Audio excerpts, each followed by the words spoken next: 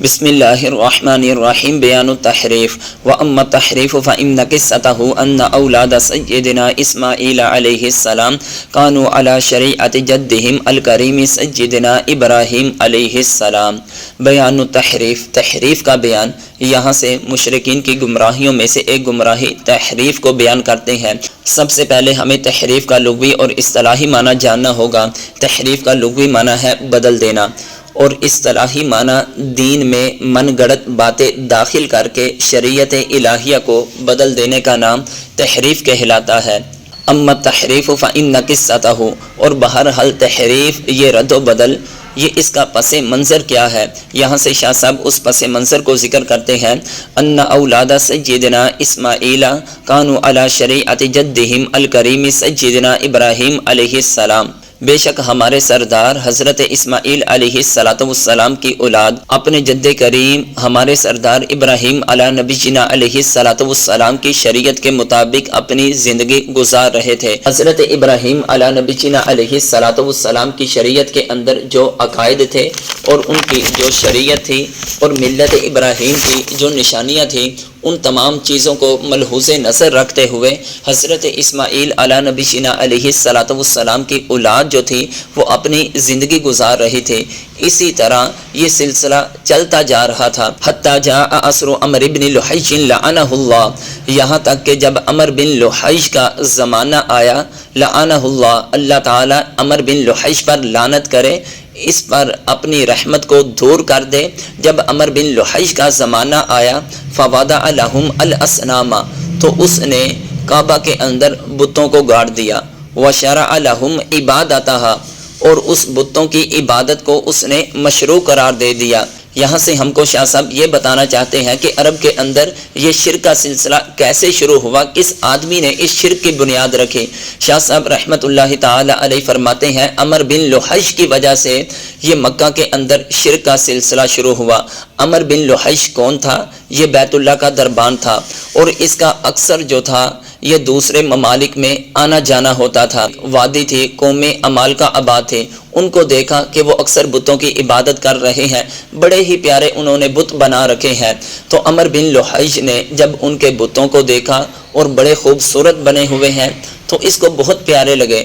قوم عمالقہ کو کہنے لگے بتاؤ تو صحیح یہ کیا ہے، آخر تم کیا کر رہے ہو؟ قوم عمالقہ کہنے لگی یہ پتھر ہمارے خدا ہیں، ہم ان کی عبادت کرتے ہیں، اگر ہمارے ہاں بارش نہ برس رہی ہو تو ہم ان کو کہتے ہیں، ان کی بارگاہ میں آ جاتے ہیں، دعائیں کرتے ہیں، ان سے بارش مانگتے ہیں تو بارش مل جاتی ہے۔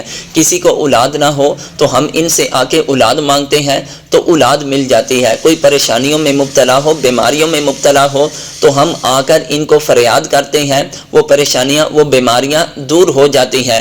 عمر بن لحیج ان کی باتوں سے مانوس ہوا، ویسے بھی وہ پتھروں کو بڑا خوبصورت جانتا تھا، تو انہوں نے قوم عمالقہ کے بتوں میں سے ایک بت اس کو ساتھ لیا اور مکہ میں آیا اور اس نے بیت اللہ کے اندر گاڑ دیا۔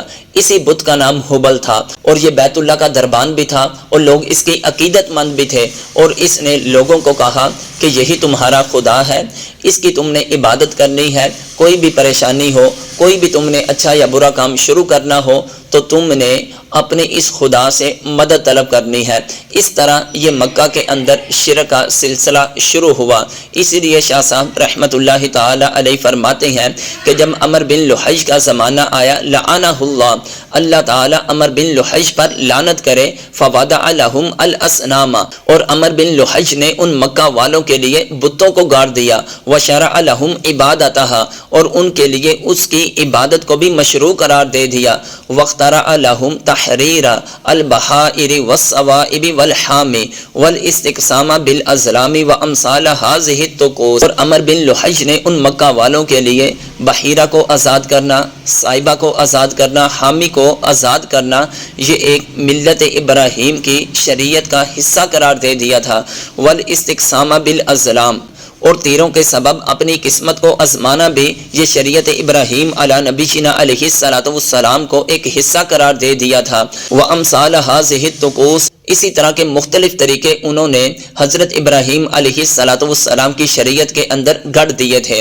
اور اب اس عبارت کے اندر چند حروف قابل غور ہیں کہ ان کو سمجھنا ہمارے لیے ضروری ہے۔ وَاخْتَرَعَ لَهُمْ تَحْرِيرَ الْبَحَائِرِ، عمر بن لحج نے مکہ والوں کے لیے بحیرہ کو آزاد کرنا شریعت کا حصہ قرار دے دیا۔ سب سے پہلے ہمیں جاننا ہوگا کہ بحائر کسے کہتے ہیں۔ بحیرہ کی جمع ہے۔ بحیرہ کان کاٹے ہوئے بکری، اونٹنی کو کہتے ہیں، اور عرب والوں کا یہ ایک دستور تھا، یہ انہوں نے ایک طریقہ شریعت ابراہیم علی نبینا علیہ السلام کا ایک حصہ بنا لیا تھا کہ وہ اونٹنی اور وہ بکری جو مسلسل 10 مادہ بچوں کو جنم دے، اور 10ویں نمبر پر جو مادہ ہوگی، جو بچہ اس نے جنم دیا، اس کے وہ کان کاٹ دیتے تھے اور اس کو بتوں کے نام پر آزاد چھوڑ دیتے تھے۔ اور اسی طرح سوائب، یہ سائبتن کی جمع ہے اور جس کا معنی ہے آزاد چھوڑ دینا، وہ اونٹنی یا وہ بکری جو مسلسل 10 مادہ بچوں کو جنم دیتی، درمیان میں کوئی بھی ایک نر نہ ہوتا۔ جب وہ 10 مادہ بچوں کو جنم دے دیتی اونٹنی یا بکری، اس اونٹنی یا بکری کو اپنے بتوں کے نام پر چھوڑ دیتے تھے۔ والحامی، اس کا معنی ہے روکنا چھوڑ دینا۔ حامی، اس کا معنی ہے روکنا چھوڑ دینا۔ عرب کے اندر یہ دستور تھا، وہ بکرا یا اونٹ کہ جس کی جفتی کی وجہ سے مسلسل 10 مادہ پیدا ہوئی، درمیان میں کوئی بھی نر پیدا نہ ہوا، اس بکرے کو، اس اونٹ کو وہ چھوڑ دیتے تھے۔ اس کے اوپر سوار بھی نہیں ہوتے تھے، اس کی اون بھی نہیں کاٹتے تھے، اس سے کسی طرح کا کوئی بھی فائدہ حاصل نہیں کیا کرتے تھے۔ اور اسی طرح والاستقسام بالازلام، اس کا مطلب ہے تیروں سے اپنی قسمت کو آزمانا۔ اور عرب کے اندر یہ بھی انہوں نے شریعت ابراہیم کا ایک حصہ سمجھ لیا تھا کہ اپنے بچے یا بچیوں کا جب نکاح کرنا چاہتے تھے، کوئی نیا کام شروع کرنا چاہتے تھے، یا سفر پر آنا جانا چاہتے تھے، یا کوئی تجارت کا سلسلہ شروع کرنا چاہتے تھے، تو اس وقت وہ اپنے تیروں سے اپنی قسمت کو آزماتے تھے۔ کیا یہ جو ہم عمل کرنے والے ہیں، کیا یہ ہمارے لیے بہتر رہے گا یا نہیں رہے گا؟ یہ تیر بیت اللہ کے اندر ایک تھیلا تھا، جو ادھر کا والی ہوتا تھا اس نے اپنے پاس رکھے ہوتے تھے، اور یہ ان کے پاس جاتے تھے اور وہ اس تھیلے کے اندر سے اس کو ہلا کر ایک تیر دے دیتا تھا، اور اس تیر کے اوپر اگر لکھا ہوتا امرانی ربی، کہ میرے رب کا حکم ہے، تو پھر اس کام کو کر لیتے تھے۔ اگر اس تیر کے اوپر لکھا ہوتا نہانی ربی، کہ میرے رب نے مجھ کو منع کر دیا ہے، وہ سمجھتے تھے کہ جو اب ہم نے کام شروع کرنا ہے یہ ہمارے لیے نہایت ہی نقصان دہ ہے، تو اس کام کو شروع نہیں کرتے تھے۔ وَأَمْثَالَ هَٰذِهِ الطُّقُوسِ، اور اس کی مثل کئی چیزوں انہوں نے شریعت ابراہیم کے اندر گڑ لی ہوئی تھی۔ اب ترجمہ سماعت کریں۔ وَاخْتَرَعَ لَهُمْ تَحْرِيرَ الْبَحَائِرِ وَالصَّوَابِ وَالْحَامِ وَالِاسْتِقْسَامَ بِالْأَزْلَامِ، اور عمر بن لحج نے ان کے لیے بحائر کو آزاد کرنا، سوائب کو آزاد کرنا، حامی کو آزاد کرنا، یہ ایک شریعت کا حصہ قرار دے دیا تھا۔ والاستقسام بالازلام، اور تیروں کے ساتھ قسمت کو بھی آزمانا شریعت کا حصہ قرار دے دیا تھا۔ وامثال هذه الطقوس، اور اسی طرح کی اور بھی چیزوں کو شریعت ابراہیم کا حصہ قرار دے دیا تھا۔